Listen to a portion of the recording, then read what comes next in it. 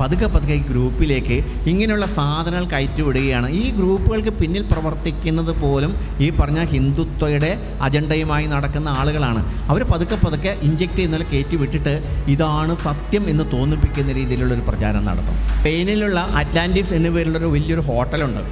ആ ഹോട്ടലിനോട് കടലിനോട് ചേർന്നിട്ടാണ്. അത് വലിയൊരു സ്വിമ്മിംഗ് പൂളോ വലിയൊരു ടാങ്ക് ഉണ്ടാക്കിയിട്ട് അതിൻ്റെ ഉള്ളിൽ ഉണ്ടാക്കി വെച്ചിരിക്കുന്ന കെട്ടിടങ്ങളാണ്. ഈ വെള്ളത്തിൻ്റെ അടിയിൽ ഉണ്ടാക്കി വെച്ച കെട്ടിടങ്ങളുടെ വീഡിയോ എടുത്തിട്ടാണ് ദ്വാരക എന്ന് പറഞ്ഞിട്ട് ഇങ്ങനെ പ്രചരിപ്പിക്കും. ഇത് വിശ്വസിക്കുന്നു. ബ്രിട്ടീഷുകാർ 1836 തന്നെ രാമനെ അംഗീകരിക്കേണ്ടി വന്നു. ആ നാണയമാണിത് എന്ന് പറഞ്ഞാണ് വരുന്നത്. മറ്റേ BJPയിലേക്ക് വന്ന ചെറുപ്പക്കാരെ പിടിച്ചു നിർത്താൻ വേണ്ടിയിട്ട് സംഘടന തന്നെ ഒരു മണ്ഡലവിളക്ക് നടത്തി. അപ്പോൾ CPIക്കാരനായ അവിടെയുള്ള നമ്മുടെ സുഹൃത്ത് വിളിച്ചു, പക്ഷേ അവരൊക്കെ നടത്തി നമ്മളെന്താ ചെയ്യേണ്ടത്? ഇതൊന്നും നമ്മുടെ പണിയല്ലല്ലോ. നമ്മുടെ രാഷ്ട്രീയം പറയുകയാണ് വേണ്ടത്. മറ്റത് ചെയ്തു കഴിഞ്ഞാൽ കുറേ കഴിയുമ്പോൾ അങ്ങോട്ട് ആകർഷിക്കപ്പെടുകയാണ് വീണ്ടും വീണ്ടും. അപ്പം മകൾ പറഞ്ഞൊരു മറുപടി, അവിടെ ഗാന്ധിയുടെ പേര് പറഞ്ഞ് അടി കിട്ടും. ഗാന്ധി ഇല്ലായിരുന്നെങ്കിൽ ഇന്ത്യ എത്രയോ നല്ല ഇന്ത്യ ആകുമായിരുന്നു, സ്വാതന്ത്ര്യം എന്നേ കിട്ടുമായിരുന്നു എന്നുള്ള മട്ടിൽ 30 വർഷം ഗുജറാത്ത് ഭരിച്ച BJP ഒരു തലമുറയുടെ തലച്ചോറിനുള്ളിൽ ഈ ആശയം കുത്തിവെച്ച് കഴിഞ്ഞു. മോദി ലോക രാജ്യങ്ങളിൽ 4ാമത്തെ ശക്തിയായി ഇന്ത്യയെ മാറ്റി. 2014 ശേഷമാണ് ഇന്ത്യ ഉണ്ടായത് എന്നുള്ള മട്ടിൽ ഈ കുട്ടി മോദിയുടെ പേരിൽ ആവേശം കൊള്ളുകയാണ്. ഈ ദളിതരാണ് ജാതി പറയുന്നത്. ഇവിടെ നമുക്ക് വേറെ ഒരു ആളുകൾക്കൊന്നും ജാതിയില്ല. ഈ ദളിതർ ജാതി പറയുന്നതുകൊണ്ടാണ് ഇന്ത്യയിൽ ജാതി നിലനിൽക്കുന്നത് എന്നുള്ള മട്ടിലുള്ള വളരെ വിചിത്രമായ ന്യായങ്ങൾ പറയുക. നമ്മൾ സനാതനധർമ്മം എന്തോ ആനയാ ചൈന എന്ന് പറഞ്ഞപ്പോൾ ഞാൻ പറഞ്ഞു, ഈ സനാതനധർമ്മം എന്ന് പറഞ്ഞാൽ വർണ്ണാശ്രമധർമ്മം അല്ലാതെ ഒന്നുമല്ല. നമ്മുടെ നാട്ടിൽ വർണ്ണാശ്രമധർമ്മത്തിന് അധിഷ്ഠിതമായിട്ടൊരു സാമൂഹ്യ ഘടനയാണ് ഉണ്ടായിരുന്നത്. എന്നൊരു അങ്ങനെയൊന്നുമില്ല. സനാതനം എന്ന് പറഞ്ഞാൽ സത്യം, നീതി, ധർമ്മം കുറഞ്ഞ കാര്യങ്ങളാണ്. ഇതൊക്കെ നല്ല കാര്യങ്ങളല്ലേ?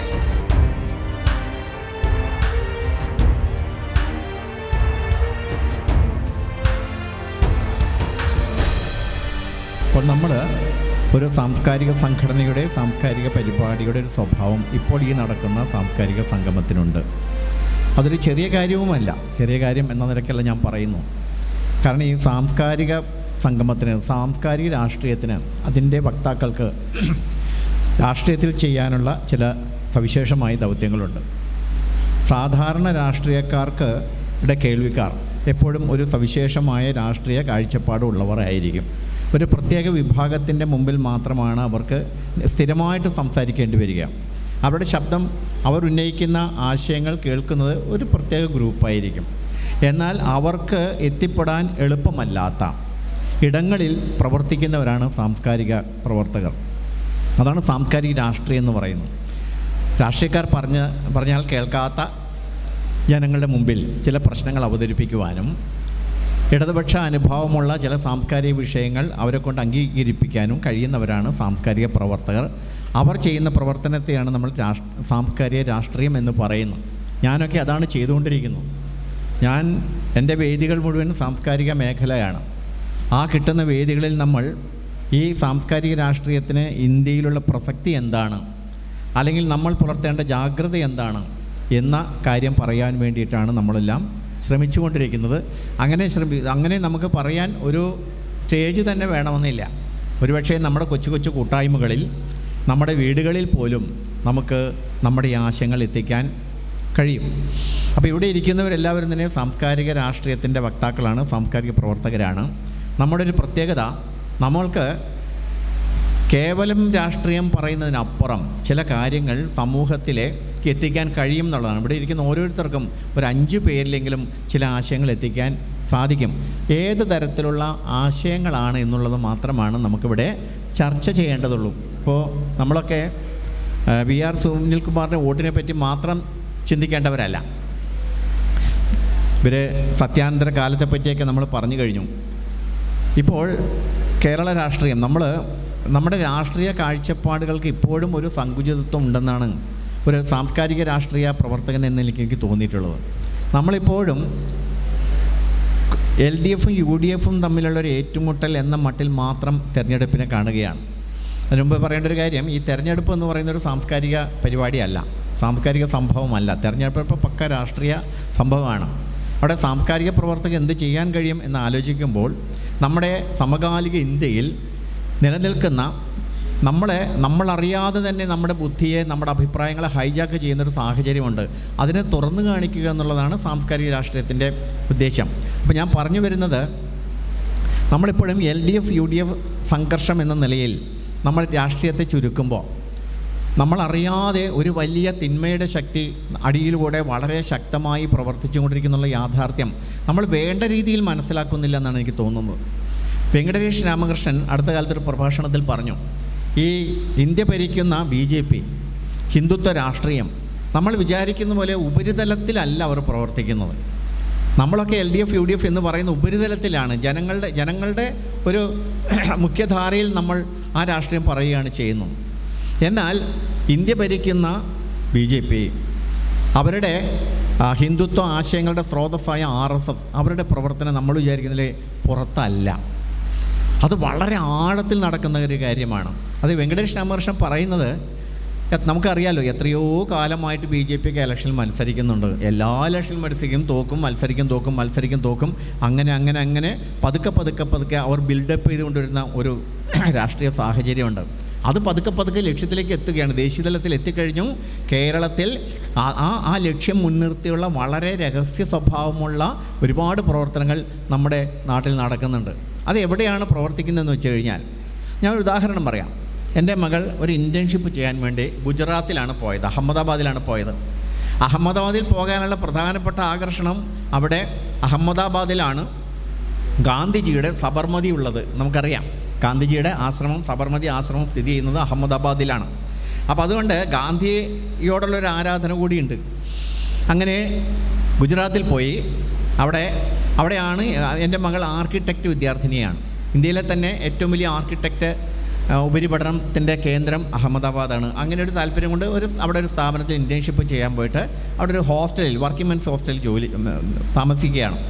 അപ്പോൾ അവിടെ വെച്ച് ഈ സബർമതി ആശ്രമത്തിലേക്ക് ഇടയ്ക്ക് മോള് പോകാൻ മടിയുന്ന ചിത്രമൊക്കെ വരയ്ക്കും. അപ്പോൾ എൻ്റെ ഭാര്യ മോളോട് ചോദിച്ചു, മോളെ ഈ സബർമതി ആശ്രമത്തിൻ്റെ ചിത്രമൊക്കെ വരച്ച് കൂട്ടുകാരികളെ കാണിച്ചൂടെ? അപ്പം മകൾ പറഞ്ഞൊരു മറുപടി, അവിടെ ഗാന്ധിയുടെ പേര് പറഞ്ഞ് അടി കിട്ടും.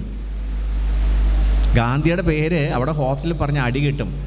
അവിടെയുള്ള കുട്ടികൾ അവരുടെ കൂടെ അവിടെ ഉപരിവിദ്യാഭ്യാസത്തിനായിട്ട് വന്നൊക്കെ താമസിച്ച് ഗുജറാത്തിൻ്റെ പല ഭാഗത്തു നിന്ന് വന്ന് താമസിച്ച് പഠിക്കുന്ന കുട്ടികൾ പറഞ്ഞൊരു കാര്യം, ഇന്ത്യയെ നശിപ്പിച്ചത് തന്നെ ഗാന്ധിയാണ്. ഇന്ത്യയെ നശിപ്പിച്ചത് ഗാന്ധി ഇല്ലായിരുന്നെങ്കിൽ ഇന്ത്യ എത്രയോ നല്ല ഇന്ത്യ ആകുമായിരുന്നു, സ്വാതന്ത്ര്യം എന്നേ കിട്ടുമായിരുന്നു എന്നുള്ള മട്ടിൽ 30 വർഷം ഗുജറാത്ത് ഭരിച്ച BJP ഒരു തലമുറയുടെ തലച്ചോറിനുള്ളിൽ ഈ ആശയം കുത്തിവെച്ച് കഴിഞ്ഞു. ഈ വളർന്നു വരുന്ന ഒരു തലമുറയുടെ മുമ്പിൽ ഗാന്ധി ഒരു വില്ലനായിട്ട് അവതരിപ്പിക്കുന്നു. ഗാന്ധിയെയും ഗാന്ധിയുടെ ആദർശങ്ങളെയും അത് പ്രതിനിധാനം ചെയ്യുന്ന ദേശീയതയുടെ ഏറ്റവും സൂക്ഷ്മമായ തലങ്ങളെയും മാച്ചു കളഞ്ഞുകൊണ്ട് ഒരു തലമുറയെ അവർ അവിടെ സൃഷ്ടിച്ചെടുത്തു കഴിഞ്ഞു. ഇത് ഗുജറാത്തിൽ മാത്രം നടക്കുന്ന കാര്യമല്ല. സമീപകാലത്ത് ഞാൻ ഈ കേരളത്തിലെ യുവാക്കളുമായിട്ടൊക്കെ ബന്ധപ്പെട്ട് ഇങ്ങനെ സംസാരിക്കാറുണ്ട്. അപ്പോൾ ഒരു കുട്ടി, അത് വളരെ കോൺഗ്രസ് പശ്ചാത്തലമുള്ള ഒരു കുടുംബമാണ്. എൻ്റെ കുടുംബം എൻ്റെ അച്ഛൻ ഒരു കോൺഗ്രസ് നേതാവായിരുന്നു കേട്ടോ. എൻ്റെ വീട്ടുകാരൊക്കെ കോൺഗ്രസ്സുകാരാണ് ഇപ്പോഴും. ഞാൻ മാത്രമാണ് വിദ്യാഭ്യാസ കാലത്ത് തന്നെ ഒരു ഇടതുപക്ഷ രാഷ്ട്രീയ വഴിയിലൂടെ സഞ്ചരിക്കാൻ, എൻ്റെ വിദ്യാഭ്യാസത്തിൽ തന്നെ മാറി നടക്കുന്നതാണ്. അതുകൊണ്ട് എനിക്ക് കുറച്ചും കൂടി മാറി എന്നും കാര്യങ്ങൾ നിരീക്ഷിക്കാനും കഴിയും. ഞാൻ ഈ കോൺഗ്രസ് ആയിരിക്കുന്നത് പോലും ഒരു കുഴപ്പമായിട്ട് കാണുന്ന ആളല്ല. പക്ഷേ ഈ കോൺഗ്രസ് കുടുംബത്തിലെ പുതിയ തലമുറയിലെ കുട്ടി ഒരു ഭയങ്കര ആവേശത്തോടുകൂടി ഒരു മോദി ആരാധകനായിട്ട് മാറിയിരിക്കുന്നു. എനിക്ക് സത്യം പറഞ്ഞാൽ പേടി തോന്നുന്നത് അപ്പോഴാണ്. മോദി ലോകരാജ്യങ്ങളിൽ 4ാമത്തെ ശക്തിയായി ഇന്ത്യയെ മാറ്റി. 2014 ശേഷമാണ് ഇന്ത്യ ഉണ്ടായത് എന്നുള്ള മട്ടിൽ ഈ കുട്ടി മോദിയുടെ പേരിൽ ആവേശം കൊള്ളുകയാണ്. എനിക്ക് ഭയങ്കര പേടി തോന്നി, ദുഃഖം തോന്നിയെന്നല്ല പറയണ്ട, പേടി. കാരണം ഈ കുട്ടികൾ ഒരു ചരിത്ര പുസ്തകവും വായിക്കുന്നില്ല. വേറെ കാര്യം കൂടി പറഞ്ഞു, ഈ ജാതി പറയുന്നത്, ഇപ്പോൾ ഈ ദളിതരാണ് ജാതി പറയുന്നത്. ഇവിടെ നമുക്ക് വേറെ ഒരു ആളുകൾക്കൊന്നും ജാതിയില്ല, ഈ ദളിതർ ജാതി പറയുന്നതുകൊണ്ടാണ് ഇന്ത്യയിൽ ജാതി നിലനിൽക്കുന്നത് എന്നുള്ള മട്ടിലുള്ള വളരെ വിചിത്രമായ ന്യായങ്ങൾ പറയാം. ഇതെവിടെ നിന്നാണ് വന്നതെന്ന് ഞാൻ അന്വേഷിച്ചു. അപ്പോൾ ഇവർ പത്രം വായിക്കുന്നില്ല. നമ്മുടെ വീടുകളിലൊക്കെ കുട്ടികൾ പത്രം വായിക്കുന്നുണ്ടോ അന്വേഷിച്ചാൽ മതി. പത്രം വായിക്കുന്നില്ല. ചരിത്ര പുസ്തകങ്ങൾ എന്ന് വെച്ച് കഴിഞ്ഞാൽ ചരിത്ര പുസ്തകങ്ങളുണ്ട്, അത് BJPക്കാർ പടച്ചു വിടുന്ന ചരിത്ര പുസ്തകങ്ങൾ അങ്ങനെ അവരുടെ കയ്യിൽ എത്തുന്നുണ്ട്. ചരിത്രം വായിക്കുന്നില്ല. ഉയർന്ന ചരിത്രബോധമുള്ള ഒരു ഗ്രൂപ്പുമായിട്ട് അവർ സംവേദനം നടത്തുന്നില്ല. ഇവരുടെ കയ്യിൽ ആകെ കിട്ടുന്നത് സോഷ്യൽ മീഡിയ വഴി ഇങ്ങനെ വരുന്ന ചില ഡോക്യുമെൻറ്റുകളാണ്, ചില ക്യാപ്സ്യൂളുകളാണ്. ഇത് കണ്ടിട്ട് ഇത് മുഴുവൻ വിശ്വസിച്ച് ഈ BJP അനുകൂലമായൊരു മനസ്സ് ഉണ്ടായി വരുന്നു. ഇത് ഒരു സംഭവം. മറ്റൊരു കുടുംബിനിയാണ്. ആ സ്ത്രീയോട് ഒരു എനിക്ക് അവർ തർക്കിച്ചാൽ നമ്മൾ സനാതനധർമ്മം എന്തോ ആനയാ ചേന എന്ന് പറഞ്ഞപ്പോൾ ഞാൻ പറഞ്ഞു, ഈ സനാതനധർമ്മം എന്ന് പറഞ്ഞാൽ വർണ്ണാശ്രമ ധർമ്മം അല്ലാതെ ഒന്നുമല്ല. നമ്മുടെ നാട്ടിൽ വർണ്ണാശ്രമ ധർമ്മത്തിന് അധിഷ്ഠിതമായിട്ടൊരു സാമൂഹ്യ ഘടനയാണ് ഉണ്ടായിരുന്നത്. എന്നുകൊണ്ട് അങ്ങനെയൊന്നുമില്ല. സനാതനം എന്ന് പറഞ്ഞാൽ സത്യം, നീതി, ധർമ്മം കുറഞ്ഞ കാര്യങ്ങളാണ്. ഇതൊക്കെ നല്ല കാര്യങ്ങളല്ലേ? അപ്പോൾ ഞാൻ വീണ്ടും അന്വേഷിച്ചു ഇതെവിടെ നിന്നാണ് വരുന്നതെന്ന്. സംഗതി എന്താണെന്ന് വെച്ച് കഴിഞ്ഞാൽ, നിങ്ങൾ ഇപ്പോൾ ഒരുപാട് ക്ഷേത്രത്തിൽ സഞ്ചാരങ്ങളുടെയൊക്കെ ഒരുപാട് ഉത്സവകാലമാണല്ലോ. അവരെ കൂടി ചേർന്ന് ഒരു ഗ്രൂപ്പ് ഉണ്ടാക്കും. നാലമ്പല യാത്ര ഗ്രൂപ്പ് എന്നൊരു ഗ്രൂപ്പ് ഉണ്ടാവും. പിന്നെ ഭജന ഗ്രൂപ്പ്, പൂജാ ഗ്രൂപ്പ്, കുറേ ഗ്രൂപ്പുകളുണ്ടാവും. ഈ ഗ്രൂപ്പുകൾ ഇങ്ങനെ ഒരു കുടുംബാംഗങ്ങളും കുറച്ച് ആളുകൾ കഴിഞ്ഞാൽ 10-40 ചെറിയ ഗ്രൂപ്പായിരിക്കും. പതുക്കെ ഈ ഗ്രൂപ്പിലേക്ക് ഇങ്ങനെയുള്ള സാധനങ്ങൾ കയറ്റിവിടുകയാണ്. ഈ ഗ്രൂപ്പുകൾക്ക് പിന്നിൽ പ്രവർത്തിക്കുന്നത് പോലും ഈ പറഞ്ഞ ഹിന്ദുത്വയുടെ അജണ്ടയുമായി നടക്കുന്ന ആളുകളാണ്. അവർ പതുക്കെ ഇഞ്ചെക്റ്റ് ചെയ്യുന്നതിൽ കയറ്റി വിട്ടിട്ട് ഇതാണ് സത്യം എന്ന് തോന്നിപ്പിക്കുന്ന രീതിയിലുള്ളൊരു പ്രചാരണം നടത്തും. ഞാൻ പറയുന്നത് BJPയുടെ പ്രവർത്തനങ്ങൾ നമ്മൾ ഉദ്ദേശിക്കുന്ന പോലെ ഈ റോഡിൽ നിന്നുള്ള പ്രസംഗങ്ങളൊന്നും അല്ല. ഇങ്ങനെ നമ്മൾ വിചാരിക്കാത്ത വഴിയിലൂടെ കടന്നു വന്ന് ഇങ്ങനെ പിടികൂടുകയാണ്. ആ സ്ത്രീയെ ഇത് പറഞ്ഞ് ബോധ്യപ്പെടുത്താൻ പിന്നെ ഞാൻ ഒരുപാട് പാടുപെടേണ്ടി വന്നു. അങ്ങനെ നമ്മുടെ നാട്ടിൽ തന്നെ നല്ല സാമാന്യം രാഷ്ട്രീയ ബോധമുള്ള കുടുംബങ്ങളിലുള്ള പുതിയ തലമുറയും അല്ലെങ്കിൽ വേണ്ടത്ര പുസ്തകങ്ങൾ വായിക്കാത്ത വീട്ടിലെ അംഗങ്ങളും ഇത്തരത്തിൽ ഒരു തരത്തിലുള്ള മസ്തിഷ്ക പ്രക്ഷാളനത്തിന് വിധേയരായിക്കൊണ്ടിരിക്കുന്നുണ്ട് എന്ന യാഥാർത്ഥ്യം നമ്മൾ കാണാതെ പോകരുത്. ആ വഴിയാണ് BJP വരുന്ന വഴി. നിങ്ങൾ ഇങ്ങനെ പോസ്റ്ററിൻ്റെ വഴിയോ കേവലം തെരഞ്ഞെടുപ്പിൻ്റെ വഴിയോ അല്ല, വേറൊരു വഴി കൂടിയാണ് വരുന്നത്. ഇതിനെതിരെ നമ്മൾ ജാഗ്രത പുലർത്തുന്നുണ്ടോ എന്നുള്ളതാണ്. LDFൻ്റെയും UDFൻ്റെയും ഈ ഏറ്റുമുട്ടലിന് ഇടയിലൂടെ പിന്നിൽ നിന്ന് പണ്ട് കണ്ടല്ലേ, 2 ആടുകളിങ്ങനെ കൂട്ടിയിടിക്കുമ്പോൾ ഈ കുറുക്കൻ കാത്തു നിൽക്കുകയാണ് ഇതിൻ്റെ ചോര കുടിക്കാൻ വേണ്ടിയിട്ട്. അങ്ങനെ കാത്തു നിൽക്കുന്നൊരു രാഷ്ട്രീയം പിന്നിലുണ്ട്. അത് കാണാതെ നമ്മൾ ഒരു താൽക്കാലികമായ വോട്ട് സീറ്റ് എന്നുള്ള സങ്കല്പത്തിൽ മാത്രം രാഷ്ട്രീയത്തെ കാണേണ്ട കാലം കഴിഞ്ഞു എന്നാണ് ഞാൻ വിചാരിക്കുന്നത്. അതുകൊണ്ട് കുറച്ചും കൂടി ജെൻറ്റിൽമാൻ രാഷ്ട്രീയം എന്ന് പറയാമല്ലോ. ഇപ്പം നമ്മുടെ പത്രങ്ങളൊക്കെ എടുത്തു വെച്ചാൽ ഇങ്ങനെ ഉപരിതലത്തിൽ കിടന്നുള്ള കളികളാണ്. പ്രശ്നങ്ങളല്ല കൂടുതലായിട്ട് അവതരിപ്പിക്കുന്നത്, വെറും ആരോപണങ്ങൾ, ചീത്തവിളികൾ. പിന്നെ നേരത്തെ പറഞ്ഞാൽ അസത്യം, വ്യാജ പ്രസ്താവന. നിങ്ങൾ മനസ്സിലാക്കണം, 60 ലക്ഷം സൈബർ പടയാളികളുണ്ട് BJPക്ക്. ഈ വളരെ ലളിതമായിട്ട് തോന്നുന്നൊരു കാര്യം ഞാൻ പറയാം. ഇതുപോലൊരു ഫാമിലി ഗ്രൂപ്പ്, അത് വിപുലമായ രീതിയിൽ ഞാനും ആ ഫാമിലിയിലെ അംഗമായതുകൊണ്ട് എന്നെ അതിനകത്ത് ഉൾപ്പെടുത്തി. ഒരു ദിവസം ഞാനെടുത്ത് നോക്കുമ്പോൾ അതിനകത്തൊരു, ഞാനെപ്പോഴും ഈ ഒരു കാര്യം കേട്ട് കഴിഞ്ഞാൽ അപ്പം തന്നെ മറുവശം തപ്പുന്ന ഒരാളാണ്. അതിനകത്തൊരു ഗ്രൂപ്പിൽ ഒരു സാധനം വന്നിരിക്കുകയാണ്. ഭൂമിക്കടിയിൽ, കടലിനടിയിൽ ആഴ്ന്നുപോയ ദ്വാരകാ നഗരം. പഴയ ഒരുപാട് കെട്ടിടങ്ങളുണ്ട്. വെള്ളത്തിലൂടെ ഒരാൾ പോയിട്ട് ആ കെട്ടിടങ്ങൾ, വാതിലുകൾ എല്ലാം പഴയൊരു നഗരം, നാഗരികത മുഴുവൻ കാണാം. ഇതിങ്ങനെ പ്രചരിപ്പിക്കുകയാണ്. നമ്മുടെ കൃഷ്ണൻ ജീവിച്ചിരുന്ന ദ്വാരകയുടെ ഭൂമിക്കടിയിലുള്ള ദ്വാരകയുടെ ഒരവശിഷ്ടവും ഇല്ല. 5-6 കല്ലുകൾ അവിടെ ഗുജറാത്തിലൂടെ കിടക്കുന്നുണ്ടെന്നല്ലാതെ ഈ പറഞ്ഞ പോലെ കെട്ടിട രൂപത്തിലൊന്നും അവിടെ ഇല്ല, ഉദ്ഘാടനം ചെയ്യപ്പെട്ടിട്ടില്ല. സത്യം എന്താണെന്നറിയാമോ? സ്പെയിനിലുള്ള അറ്റ്ലാന്റിസ് എന്ന പേരിലൊരു വലിയൊരു ഹോട്ടലുണ്ട്. ആ ഹോട്ടലിനോട് കടലിനോട് ചേർന്നിട്ടാണ്. അത് വലിയൊരു സ്വിമ്മിംഗ് പൂളോ വലിയൊരു ടാങ്ക് ഉണ്ടാക്കിയിട്ട് അതിൻ്റെ ഉള്ളിൽ ഉണ്ടാക്കി വെച്ചിരിക്കുന്ന കെട്ടിടങ്ങളാണ്. ഈ വെള്ളത്തിൻ്റെ അടിയിൽ ഉണ്ടാക്കി വെച്ച കെട്ടിടങ്ങളുടെ വീഡിയോ എടുത്തിട്ടാണ് ദ്വാരക എന്ന് പറഞ്ഞിട്ട് ഇങ്ങനെ പ്രചരിപ്പിക്കും. ഇത് വിശ്വസിക്കുന്നു. 1818 ഇറങ്ങിയ ഒരു നാണയം. അതിൽ സീതയുണ്ട്, രാമനുണ്ട്, ലക്ഷ്മണനുണ്ട്, ഹനുമാനൊക്കെ ഉള്ളൊരു. ഈ കോയിൻ എൻ്റെ അടുത്തുണ്ട് കേട്ടോ.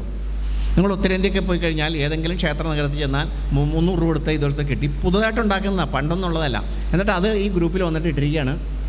കണ്ടോ, ബ്രിട്ടീഷുകാർ 1836 തന്നെ രാമനെ അംഗീകരിക്കേണ്ടി വന്നു. ആ നാണയമാണിത് എന്ന് പറയുകയാണ് വരുന്നത്. ഇവരൊക്കെ ഈ ഗ്രൂപ്പിലുള്ള മുഴുവൻ പേരും വിശ്വസിക്കുകയാണത്. ഇംഗ്ലീഷ് ലെറ്റർ ഉപയോഗിച്ചിട്ട് നാണയം അടിക്കാൻ തുടങ്ങിയത് തന്നെ വളരെ അടുത്ത കാലത്താണ്. 20-ാം നൂറ്റാണ്ടിലെ അങ്ങനെ തുടങ്ങിയിട്ടുള്ളൂ. 1830. ഇതൊക്കെ ഇങ്ങനെ നമ്മൾ ആലോചിച്ച് നമ്മൾ വിചാരിക്കില്ലേ, ഇങ്ങനെ ചെറിയ കാര്യങ്ങളിലൂടെ ഒരു വ്യാജമായ ഒരു ദേശീയത ഉണ്ടാക്കിയെടുക്കുന്നത് നമ്മൾ കാണുന്നില്ല എന്നുള്ളതാണ്. ഈ സത്യാനന്തരത കാലത്ത് ഏത് അസത്യത്തെയും നിങ്ങൾക്ക് സത്യമാക്കി മാറ്റാം. എന്ത് ചെയ്താൽ മതി? നിരന്തരമായിട്ട് അത് പ്രചരിപ്പിച്ചാൽ മതി. ഗീബൽസിൻ്റെ തിയറി അതാണല്ലോ, ഒരേ നുണയെ 100 വട്ടം പറഞ്ഞാൽ സത്യമായി തീരും. ഈ ഒരു രാഷ്ട്രീയത്തെ നമ്മളെങ്ങനെ നേരിടും എന്നുള്ളത് നമ്മൾ തെരഞ്ഞെടുപ്പ് രാഷ്ട്രീയത്തിലും ചിന്തിക്കേണ്ട ഒരു വിഷയമാണ്. ഇങ്ങനെയാണ് വാസ്തവത്തിൽ നമ്മൾ ഏറ്റവും ജാഗ്രത പുലർത്തേണ്ട ഈ രാഷ്ട്രീയത്തിനെതിരാണ്. നമ്മൾ വിചാരിക്കുന്നതല്ലേ BJP വോട്ട് തുറക്കില്ല, BJP അങ്ങനെ ഒരു ആചാരം പോലെ ഇങ്ങനെ പറഞ്ഞു വരുന്നൊരു കാര്യമൊന്നുമില്ല. നമ്മൾ ഈ ഇലക്ഷനിൽ അടുത്ത ഇലക്ഷൻ പ്ലാൻ അവരൊരു 50 കൊല്ലം അപ്പുറത്തേക്ക് പ്ലാൻ ചെയ്തിട്ടായിരിക്കും തുടങ്ങും. പക്ഷേ ഇത് അപകടമാണ്. ഈ ഞാൻ നേരത്തെ പറഞ്ഞ കുട്ടികളുണ്ടല്ലോ, പത്രം വായിക്കാത്ത, ചരിത്ര പുസ്തകങ്ങൾ വായിക്കാത്ത കുട്ടികളുടെ തലയിലേക്ക് ഇത് കയറി കഴിഞ്ഞു. നമ്മൾ നോക്കൂ, ഇവിടെ ഏതെങ്കിലും ഒരു 30 വയസ്സിൽ താഴെയുള്ള കുട്ടി ഇവിടെ ഉണ്ടോ? ഉണ്ടാവാൻ സാധ്യതയില്ല. നമ്മൾ നടക്കുന്ന ഒരു സാംസ്കാരിക വേദിയിലും ആ പ്രായത്തിലുള്ള കുട്ടികളില്ല. അവരൊക്കെ വേറൊരു ലോകത്തിലേക്ക് പോയിക്കഴിഞ്ഞു. ഒരു പക്ഷേ അച്ഛൻ കമ്മ്യൂണിസ്റ്റ് ആണെങ്കിൽ മകനും വന്നേക്കാം, അച്ഛൻ കോൺഗ്രസ്സാണെങ്കിൽ മക്കളും വരാം എന്നല്ലാതെ അങ്ങനെ അല്ലാത്ത എത്രയോ ശതമാനം യുവജനങ്ങൾ, പ്രത്യേകിച്ചും 25 വയസ്സിൽ താഴെയുള്ള നമ്മുടെ ചെറുപ്പക്കാർ ഇങ്ങനെ വ്യാജമായ ഒരു ബോധത്തിൽ വീണ് കഴിഞ്ഞു. അവരാണ് നമ്മുടെ രാഷ്ട്രീയ ഭാവിയെ നിർണ്ണയിക്കുക. സത്യം പറഞ്ഞുകൊണ്ട് നമ്മൾ രാഷ്ട്രീയം പറയുന്ന കാലത്ത് ഇതൊന്നും അല്ലാതെ ഒരു വ്യാജമായ ഒരു ലോകബോധത്തോടുകൂടി, രാഷ്ട്രീയ ബോധത്തോടുകൂടി ലോകത്തെ കാണുന്ന ഒരു തലമുറ നമ്മളറിയാതെ നമ്മുടെ അടിയിലൂടെ അതിശക്തമായി വരുന്ന അരാഷ്ട്രീയവൽക്കരിക്കപ്പെട്ട രാഷ്ട്രീയം, അരാഷ്ട്രീയവൽക്കരിക്കപ്പെട്ട സാംസ്കാരിക രംഗം, അവർക്കും വോട്ട് ഒന്ന് തന്നെയാണ്. 100 ചരിത്രഗ്രന്ഥം വായിച്ചിട്ട് രാഷ്ട്രീയത്തെ വിശകലനം ചെയ്യുന്ന ആൾക്കും ഈ ക്യാപ്സ്യൂൾ കണ്ടിട്ട് രാഷ്ട്രീയ കാഴ്ചപ്പാടുണ്ടാക്കുന്ന ആൾക്കും ഒരു വോട്ട് തന്നെയാണ്. അതൊരു വലിയൊരു ടീം ആയി മാറിക്കൊണ്ടിരിക്കുന്നുണ്ടെന്ന് നമ്മൾ അറിയേണ്ടതുണ്ട്. അതുകൊണ്ട് ഈ തെരഞ്ഞെടുപ്പ് രാഷ്ട്രീയത്തിൽ സാംസ്കാരിക രാഷ്ട്രീയ പ്രവർത്തകർ ഇതിനെതിരെയുള്ളൊരു ജാഗ്രത കൂടി നമ്മൾ ഈ മുന്നിൽ വയ്ക്കേണ്ടതുണ്ട്. നമ്മളെ സംബന്ധിച്ച് ഒരു ഇലക്ഷൻ അല്ലല്ലോ നമ്മുടെ ഭാവി എന്ന് പറയുന്നത്. 5 വർഷം കഴിയുമ്പോൾ വീണ്ടും ഒരു ഇലക്ഷൻ വരും, അതിനുശേഷം വീണ്ടും ഒരു ഇലക്ഷൻ വരും. നമ്മൾ മാത്രം നമ്മുടെ വരും തലമുറ നിലനിൽക്കണ്ടേ? അരുന്ധതി റോയ് ഒരു പോസ്റ്റ് ഇട്ടിട്ടുണ്ട്. ഇപ്പോൾ തീ ചെന്ന് വിറകിനോട് ചോദിക്കുന്നു ഒരവസരം തരൂ, തീ ചെന്ന് വിറകിനോട് ചോദിക്കുന്നു ഒരവസരം തരൂ. ഒരവസരം കൊടുത്താൽ മതി, പിന്നെ തിരിച്ചെടുക്കാൻ ഒരവസരമില്ല. ഇത് രാഷ്ട്രീയത്തിൽ നമ്മൾ മനസ്സിലാക്കേണ്ട ഒരു കാര്യമാണ്. അതുകൊണ്ട് നമ്മൾ ഇതിന് പിന്നിലൊക്കെ BJPയുടെയും ഹിന്ദുത്വ രാഷ്ട്രത്തിന് വലിയ അജണ്ട നമ്മളറിയാണ്ട് നമ്മളെയൊക്കെ നിയന്ത്രിക്കുന്നുണ്ടെന്നാണ് എനിക്ക് തോന്നുന്നത്. അതുകൊണ്ട് നമ്മളെ ആത്യന്തികമായ ലക്ഷ്യം ഇന്ത്യൻ ദേശീയ രാഷ്ട്രീയത്തിൽ സംഭവിച്ചുകൊണ്ടിരിക്കുന്ന ഈ ഒരു വിപത്കരമായ പ്രവർത്തനങ്ങൾ കേരളത്തിലേക്കും കടന്നു വരുന്നുണ്ട്.